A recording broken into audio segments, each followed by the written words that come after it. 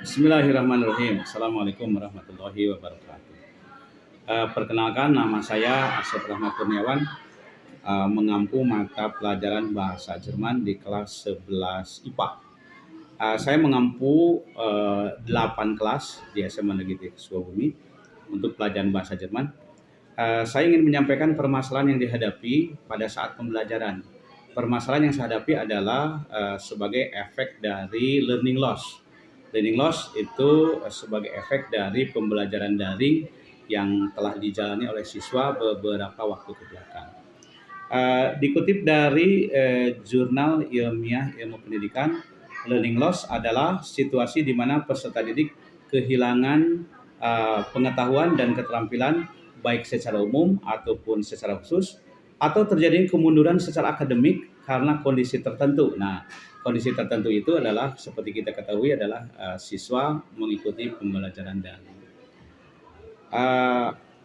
Pada saat pembelajaran daring, kita ketahui bahwa banyak sekali kendala yang dihadapi yang mengakibatkan terjadinya learning loss tersebut.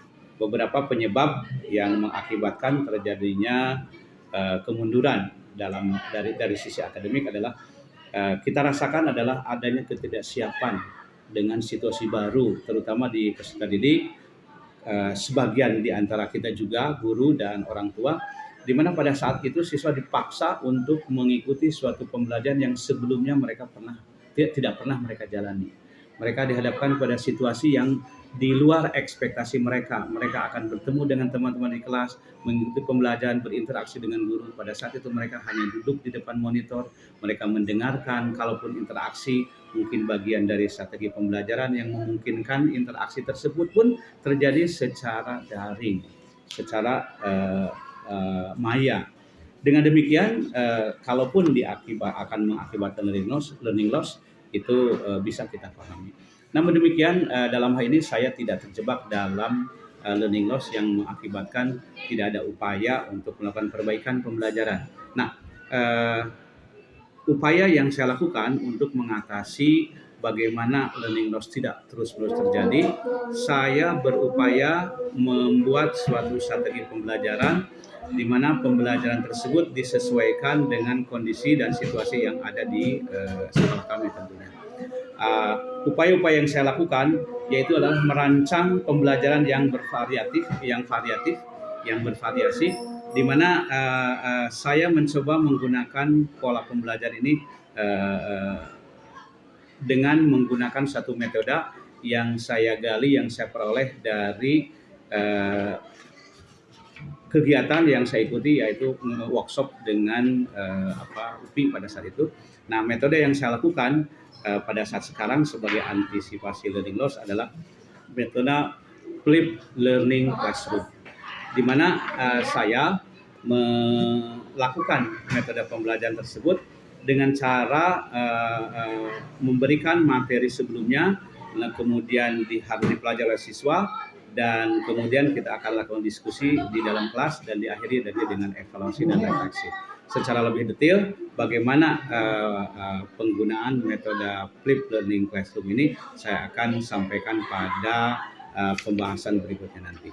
Namun yang saya rasakan dengan adanya metode tersebut, alhamdulillah di antara sebagian siswa sudah mulai move on, artinya mereka sudah mulai tumbuh kembali motivasi belajarnya, dan mereka pun sudah mulai tidak terjebak lagi dengan rutinitas yang memang sebetulnya tidak berkontribusi terhadap hasil pembelajaran mereka. Hal lain yang saya lakukan untuk mengatasi adanya learning loss adalah saya melakukan pendekatan dengan siswa secara persuasif.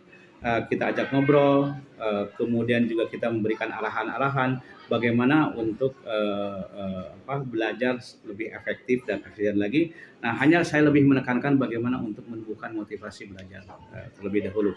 Kemudian hal lain yang saya lakukan adalah selain melakukan pendekatan, saya juga dengan siswa tentunya saya juga mencoba untuk menghubungi beberapa orang tua, khususnya siswa yang memang dipandang perlu untuk dilakukan pendekatan dengan orang tuanya.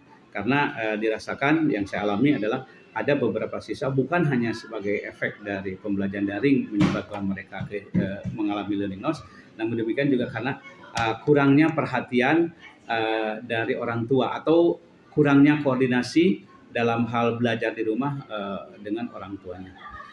Demikian yang saya alami mengatasi learning loss, dan setelahnya saya melakukan upaya-upaya mengatasi ini, alhamdulillah sudah terjadi peningkatan dalam hal motivasi belajar, dan tentunya saya juga lakukan tindakan-tindakan lain untuk memperbaiki hasil belajar mereka. Dan tentunya juga kita tidak dilakukan secara radikal langsung harus seperti dulu, tapi kita lakukan secara perlahan saja. Itu beberapa upaya yang saya lakukan. Terima kasih. Mohon maaf. Assalamualaikum warahmatullahi wabarakatuh.